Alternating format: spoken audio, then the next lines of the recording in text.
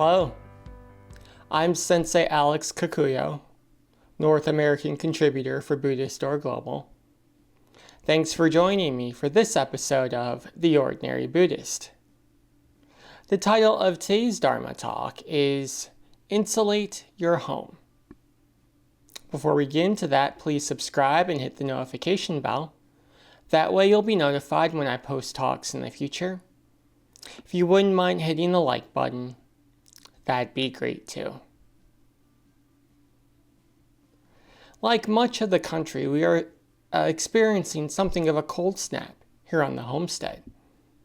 Of course, it is the middle of the winter, so cold isn't unexpected.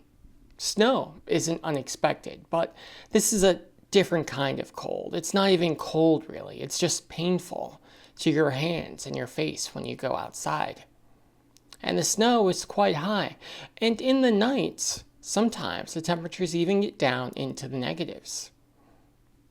As a result, we have to take extra precautions to ensure our animals are safe, namely the rabbits and chickens that live outside in their shelters. We add additional bedding like straw to help them stay warm and allow them to make nests for themselves. We put tarps and blankets over the shelters to provide insulation and also to keep out the wind.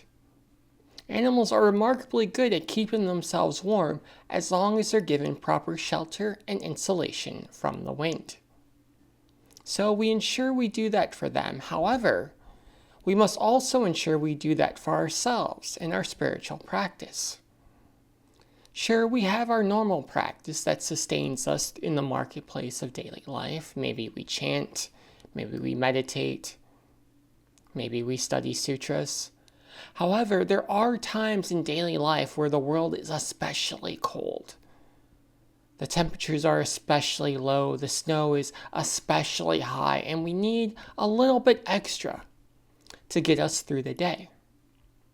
In these moments, it can be helpful to give ourselves some additional insulation.